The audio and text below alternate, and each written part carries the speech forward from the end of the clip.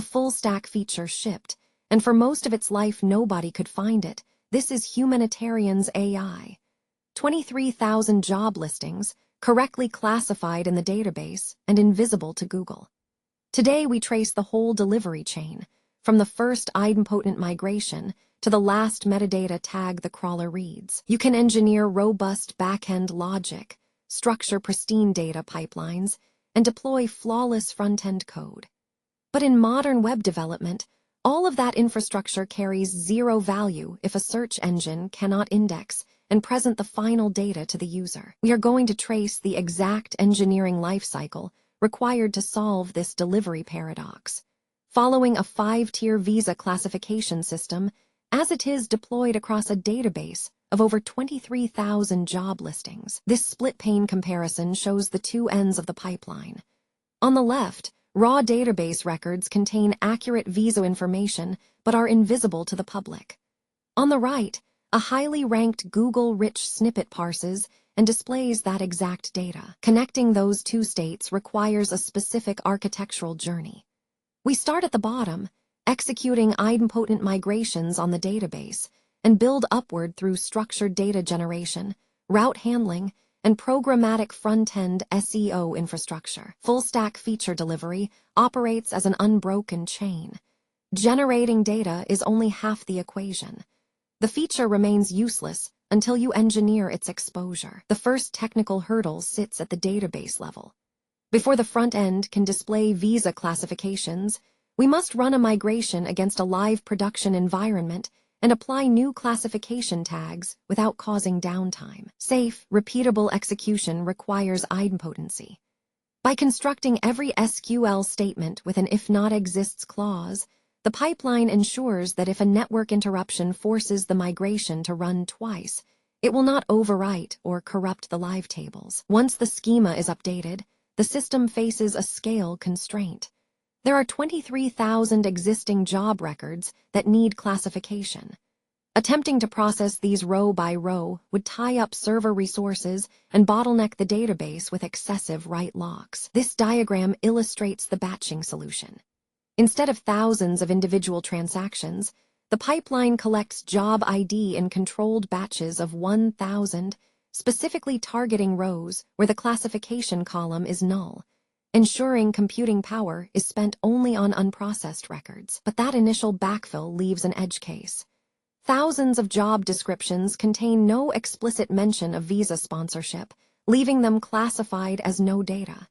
To resolve this ambiguity, we introduce a fifth inference tier. If the job description is silent, the system looks at the employer's historical behavior to deduce whether the company is historically sponsor-friendly. Look at how this join operation merges the current jobs table with a dedicated company sponsorship table, filtering for active H-1B records. This batch update is overwrite safe, targeting the no data subset, so definitive tags are never overwritten by company history inference. Back-end processing is the prerequisite to visibility. We have to successfully transform inert rows into actionable, classified signals before any front-end routing can begin. With the database populated, the engineering focus shifts upward to the next. JS front-end exposure layer. Simply rendering these job listings as standard HTML is insufficient. Specialized search services like Google for Jobs bypass standard text crawling and look for strictly formatted structured data. This wireframe demonstrates mapping front-end fields directly into a valid JSON-LD job posting object. Missing mandatory fields like title or date causes crawler rejection. We apply layered rules for locations, using explicit telecommute tags for remote roles to keep the JSON valid. Generating the data is only part of the front-end equation. We also have to engineer defensive crawling rules to protect the domain's search reputation. A severe duplicate content risk arises when a site architecture allows users to view job listings in both modal overlays and on dedicated standalone pages. Crawlers view these as two competing URLs for the exact same content. To resolve this, next, JS metadata generation rules enforce a strict canonical URL pointing only to the standalone page.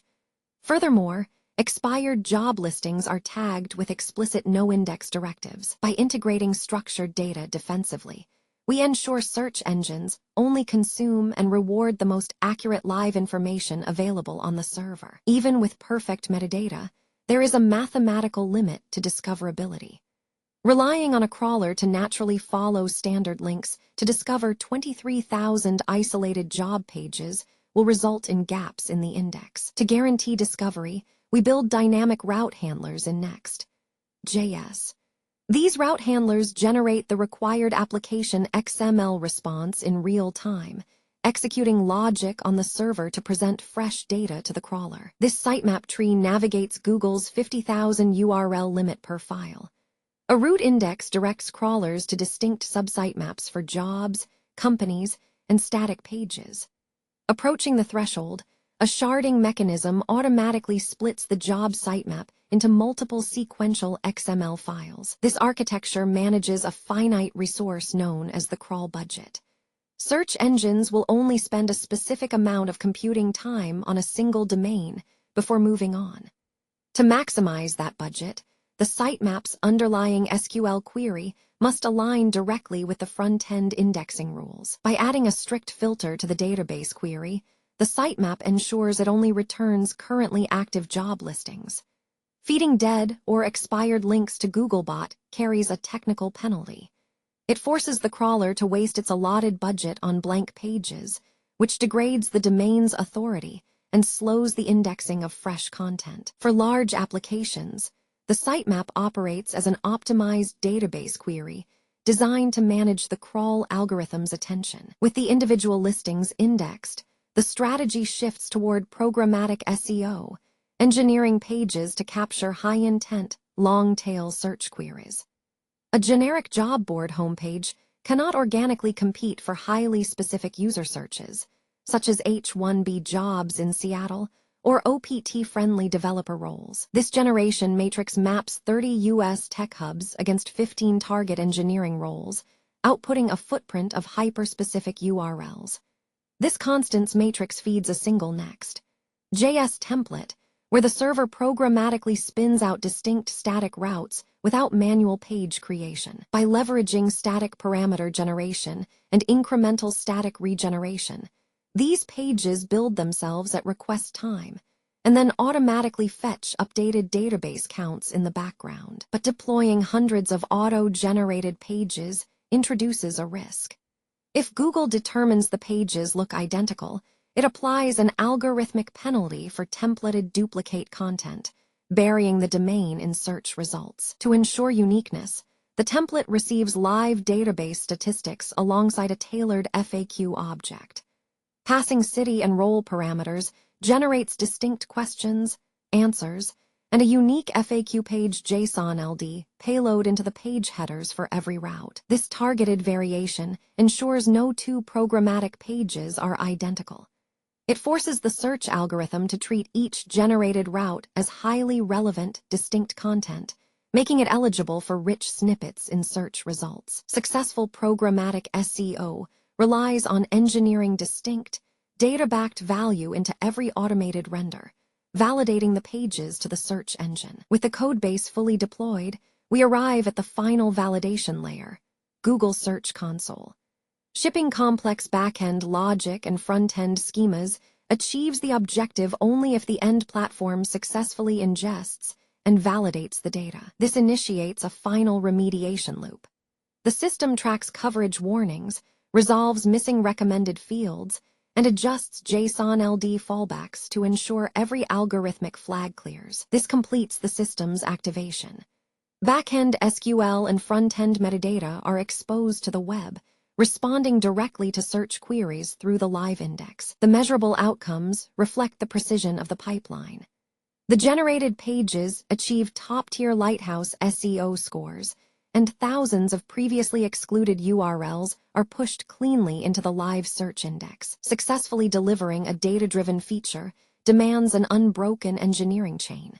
It spans from the first idempotent SQL command in the database, directly through to the final metadata tag parsed by the crawler. In modern web applications, architecting the discoverability of the data is just as complex, and just as critical as engineering the data itself. So here is the teardown. The database work, idempotent migrations, 1000-row batching, and overwrite-safe inference join was never the hard part. The hard part was that none of it existed to a crawler until the exposure layer was engineered with the same rigor. Structured data, canonicals, a sharded sitemap tree, and programmatic pages that earn their own uniqueness. Your turn. Take a feature you have already shipped, the one you are quietly proud of, and ask Claude this. Trace every step between my data and a search result, and tell me exactly where the chain breaks. Then read the answer honestly. Most chains break at exposure, not at logic, indexed or invisible. If a build log that traces the whole chain is worth more to you than one that stops at deploy, subscribe. Humanitarian's AI.